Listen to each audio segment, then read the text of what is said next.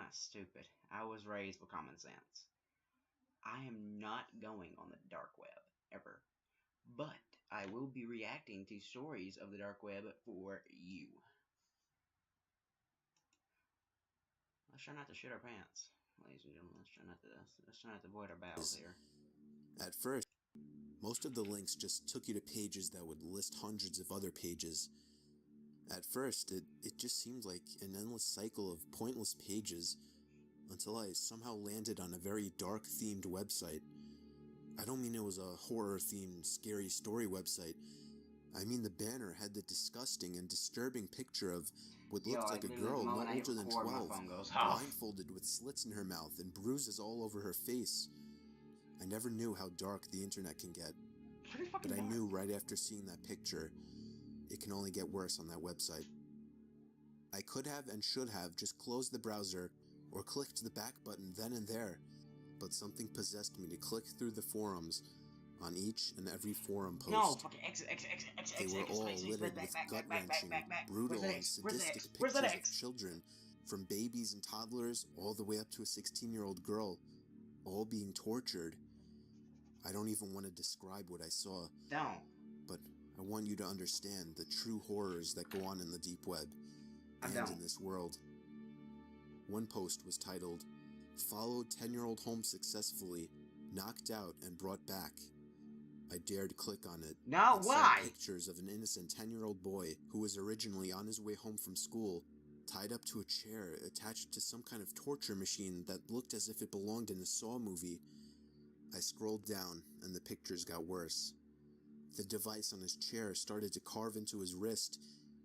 I couldn't even finish that post. I had to click back. I found another shocking post with a link to a video of a newborn child being dipped into a pot of boiling water. I could only watch about 10 seconds before closing the video. I would describe more, but I don't want to share any more of it for your own sake. No. However, the worst part that still kills me knowing this is that I used to be a camp counselor for about 4 years, and I had dealt with many hundreds of kids. A few years back, there was the very upsetting news that one of the kids attending the camp, one of the kids in my group, had gone missing. That was many years ago, and everyone since has just given her up for dead. That was confirmed when I clicked on one certain post. There was the dead body of an 8-year-old girl, almost completely mutilated, but face still recognizable. I instantly recognized the face as the girl who had gone missing so long ago. Oh, hell no. I literally threw up because of the horror I was feeling. No. I called the police and told them I need the cops right away.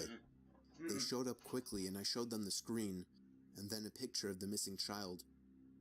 They gave their own signs of disgust before giving me a lecture about how I went about reporting this wrong, that I shouldn't have called the cops or whatever. But they still took down the URL and thanked me for finding this. It took much longer than I hoped for the website to finally come down, but I have no idea if they ever caught the sick fuck that did that, or anybody that posted anything on this forum for that matter. There's a special spot in hell for them. Special spot. I caught my brother browsing some weird website one night. It had pictures of guns and illegal drugs. I saw my brother going on that website. I'm beating so in the we don't head. usually hide things from each other. So when I questioned him, he straight up told me he was buying weed on a website called Mr. Nice Guy Market. I told him that's illegal and that he would obviously get caught.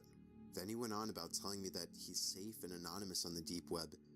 I assured him that that's complete nonsense, that everything is traceable, but he told me he's already used it at least 10 times, and that I can't stop him. So I gave up and watched him make his purchase. He found some new listing of cannabis called The Poison Queen. It had one review which rated it positively. I suggested to him that he find one with more ratings, but he started acting like some kind of pro, telling me to relax. The seller was from the same state as us, which would make for quick delivery, claimed my brother. He did his thing. He used some kind of weird program to encrypt his message to the seller, which included his name, our address, and other info. No. I reminded him it was a mistake, but he told me everything is fine. Right there, like. About a week later, my brother started Knock getting himself out. concerned that he got scammed because there was never any word from the seller. Coincidentally, on that same night, we got a heavy knock at the door. I got nervous that it was the police and that they caught on to my brother's illegal drug purchase, but it turned out to be much worse than just the police. He opened the door, and we were greeted by some sketchy-looking guy with medium-length hair, all fuzzy and messy, a brown, messy beard, a fat belly, and a very obviously fake Rolex on his wrist. He then said my brother's name, and I saw my brother step back a bit. The guy asked my brother if he was the one who bought the weed. My brother didn't know how to answer. All I heard him mumble was, "I thought you would ship it." The guy then started motioning for us to come out to his van. No. I told my brother not to, but he went out anyway. Dumbass. I had to follow him to make sure nothing happened.